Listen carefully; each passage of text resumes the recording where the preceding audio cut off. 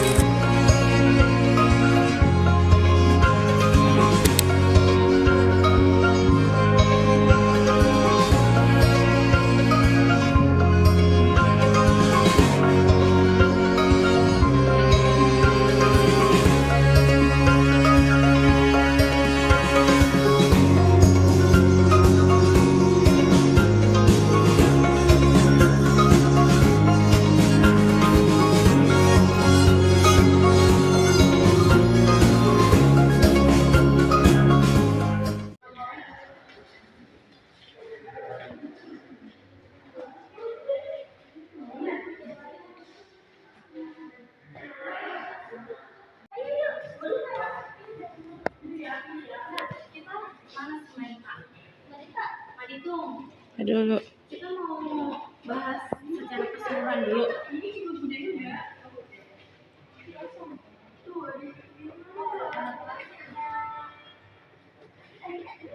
Di sini ada daerah adat dari Batak, Sumatera Utara.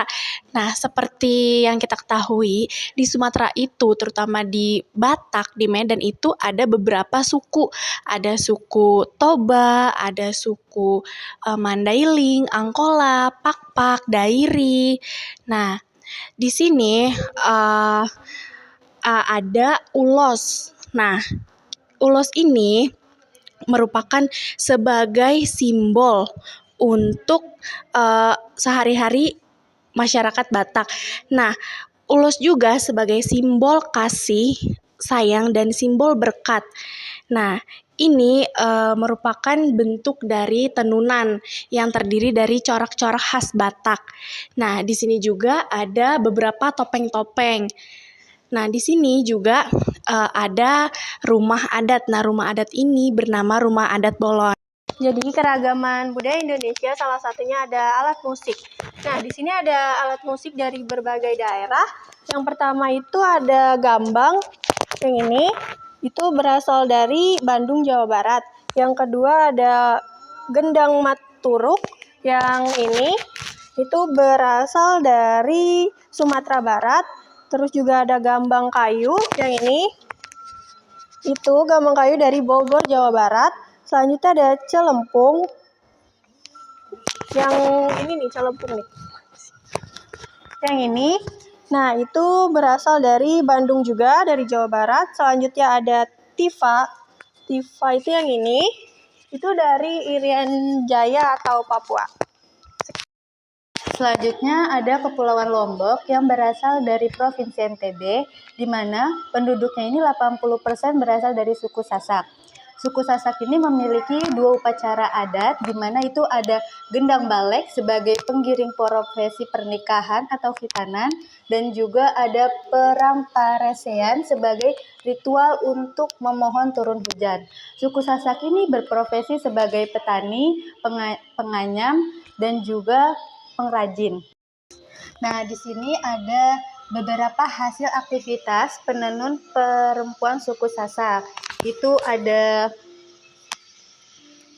kekocor, ada kusak, bonjur, ada leor, ada tauk bedak, ada miniatur rumah, sikat parut, berempong, lalu ada anyaman ketak, ada tapah, tenun, tas khas Lombok, nyiru, bokar, kelungkung, dan juga kekolok. Nah, selanjutnya di sini ada kebudayaan dari Kepulauan Maluku.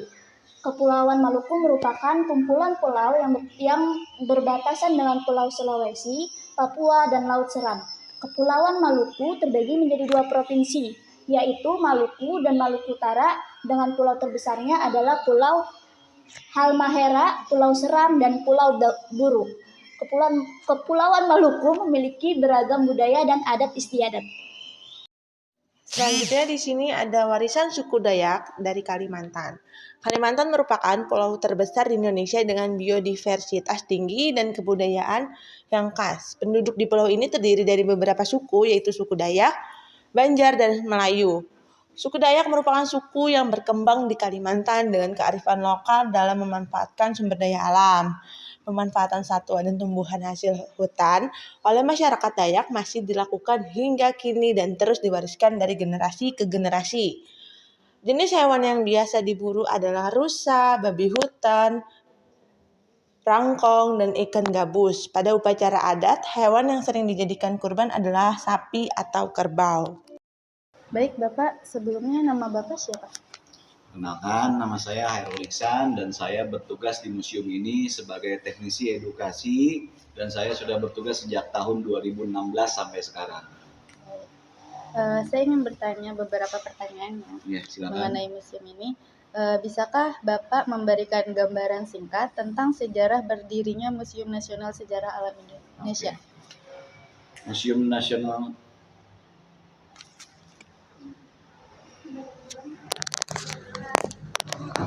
Museum Nasional Sejarah Alam Indonesia ini menempati sebuah bangunan dan nama bangunannya adalah Herbarium Bogoriens. Sedangkan Munasainnya sendiri itu adalah hasil pengembangan dari museum yang sebelumnya punya nama yaitu Museum Etnobotani Indonesia. Untuk Museum Etnobotani Indonesia sudah diresmikan sejak tanggal 18 Mei tahun 1982 dan waktu itu diresmikan oleh Bapak Profesor Ing B.J. Habibie. 30 tahun berjalan, Museum Etnobotani Indonesia bertransformasi dan berubah menjadi Munasain. Untuk tanggal peresmiannya, Munasain sendiri diresmikan tanggal 31 Agustus tahun 2016.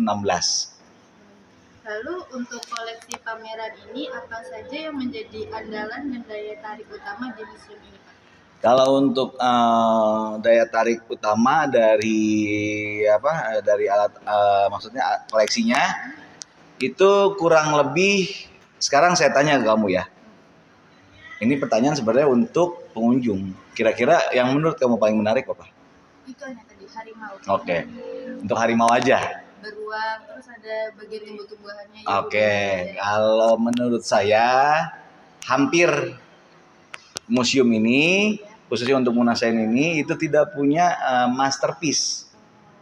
Hampir tidak punya masterpiece. Jadi kalau ditanya ke pengunjung bagian mana yang lebih menarik dibanding koleksinya, itu hampir semua nggak ada yang nonjol istilahnya.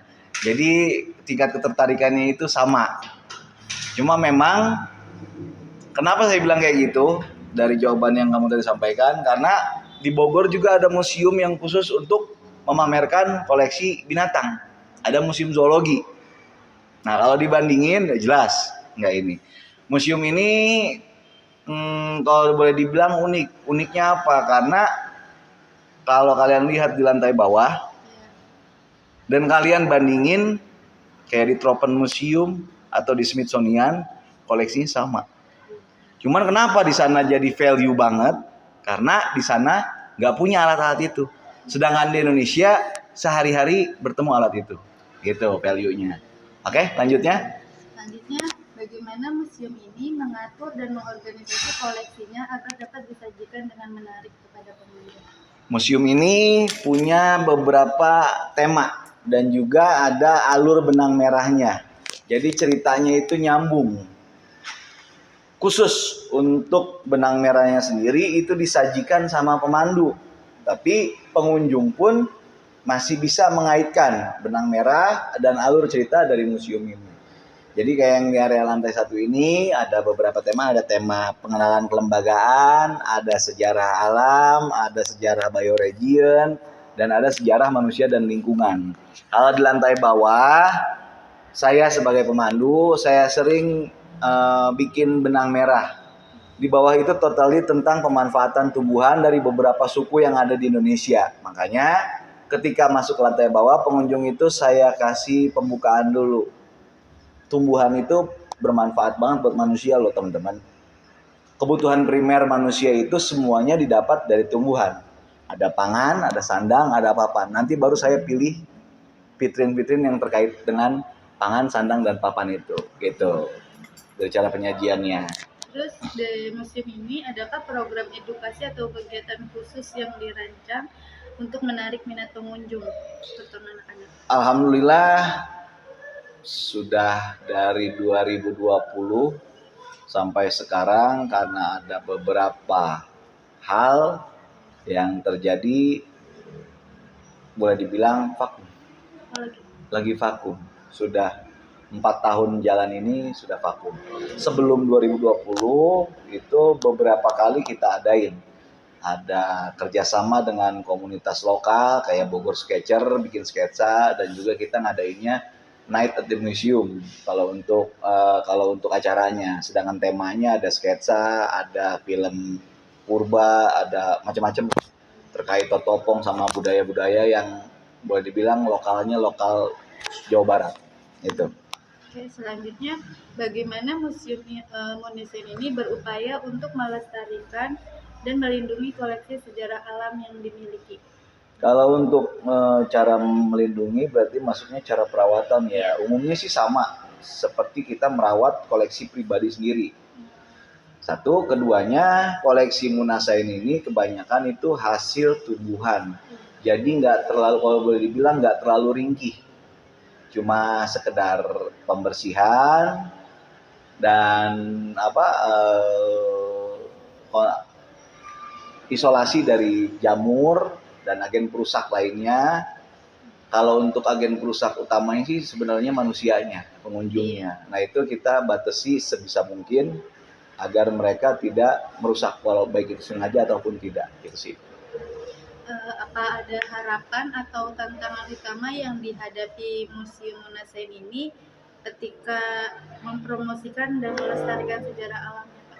Kalau harapannya semoga masyarakat, terutama masyarakat sekitar dan juga yang lainnya itu makin melek dengan tergerusnya kebudayaan asli yang memang menjadi identitas bangsa Indonesia.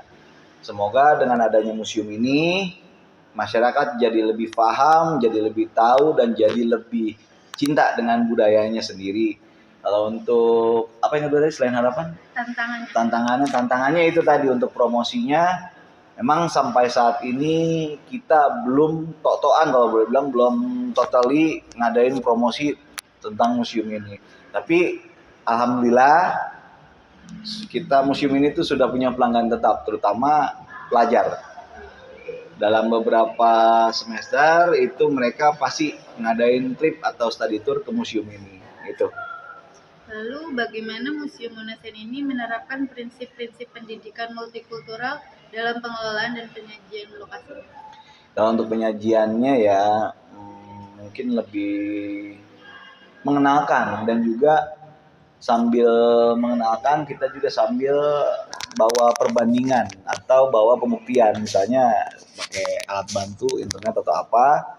Jadi mereka tuh lebih, oh iya ternyata budaya itu luhur banget nilainya, dan kenapa bisa walaupun cuma contohnya kayak ani-ani itu hal sepele, cuma kalau diterapin lagi ke filosofi hidup kita itu makan itu nggak boleh dibuang-buang karena bikin nasi itu susah.